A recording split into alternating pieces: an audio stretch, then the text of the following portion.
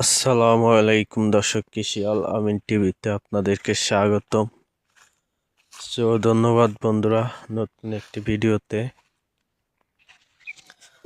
দর্শক দেখতে পাচ্ছেন, এগুলি হচ্ছে সূর্যমুখী ফল।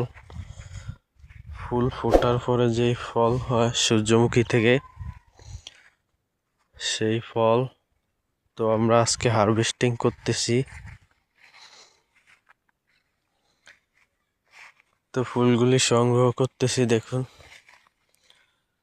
এই যে কিভাবে কাটতেছি দেখেন।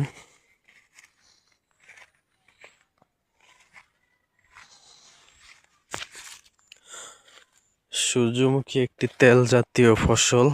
এর সূর্যমুখী বীজ থেকে মূলত তেল তৈরি করা হয়, পাখির খাদ্য তৈরি করা হয়।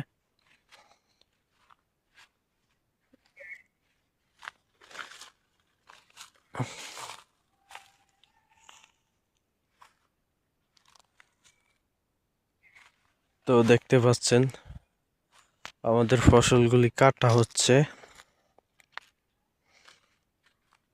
এই দেখেন।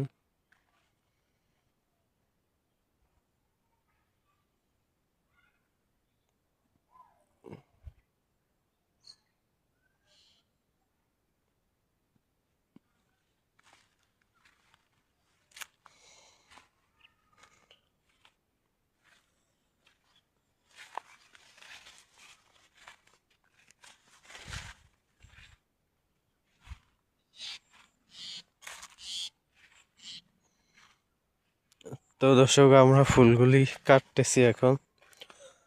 তো সূর্যমুখী চাষের বিষয় নিয়ে একটু কথা বলি। সূর্যমুখী জমি ভালোভাবে চাষ দিয়ে নিতে হয়, সেই সাথে কিছু রাসায়নিক, কিছু জৈব সারও দিতে হয়।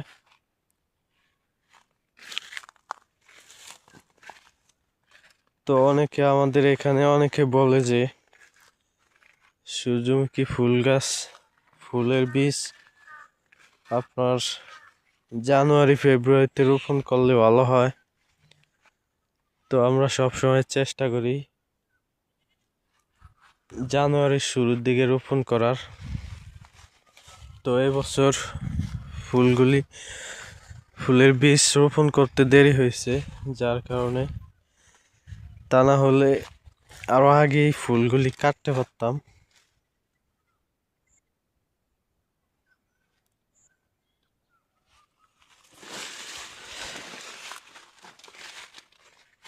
তো সূর্যমুখী গাছ বড় হওয়ার 25 থেকে 30 দিনের ভিতরে একবার পানি দিতে হয়, সাদা সার দিয়া সেচ দিতে হয়। তারপর 30 থেকে 60 দিনের ভিতর আবার পানি দিতে হয়। তো আমাদের এখানে বৃষ্টি হওয়ার কারণে পানি দেওয়া লাগে নাই। বৃষ্টি হওয়ার কারণে আমরা একবারও পানি দিতে হয় নাই।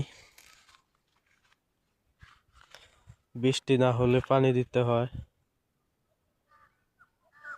এবং ছত্রাকনাশক দিতে হবে। তো আমিও যখন প্রথমে চাষ করছিলাম তখন ভাবছিলাম যে অনেক কঠিন কিছু না, পরে দেখলাম যে আসলে এখানে তত কঠিন কিছুই নেই। জাস্ট জমি চাষ দিলে সাদা সার, কালা সার দিয়া তারপর বীজগুলি সারি সারি ভাবে রোপণ করে দিলেই হয়।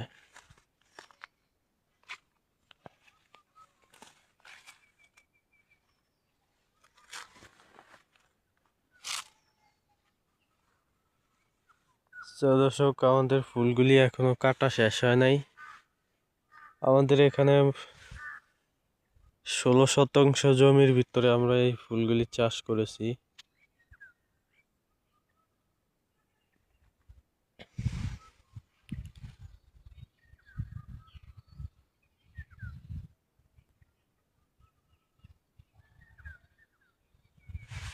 দর্শক, আপনারা দেখতে পাচ্ছেন ক্ষেতের ভিতর, জমির ভিতর আরেকটা জিনিস দেখা যায় যে আগাছা জন্মাইছে ভালো।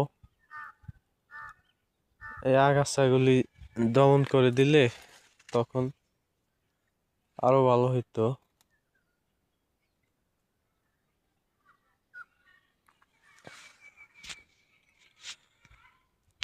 তো ফুলগুলির আকার ততটা বড় না, যার কারণে আমাদের এখানে আমরা সঠিক সময় পানি দিতে পারি নাই।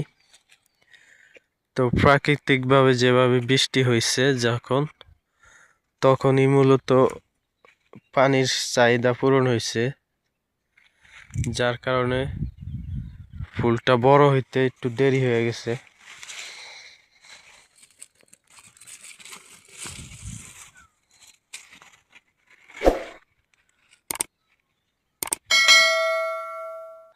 দর্শক, আমার চ্যানেলটি ভালো লাগলে সাবস্ক্রাইব করবেন, লাইক কমেন্ট করবেন, শেয়ার করবেন।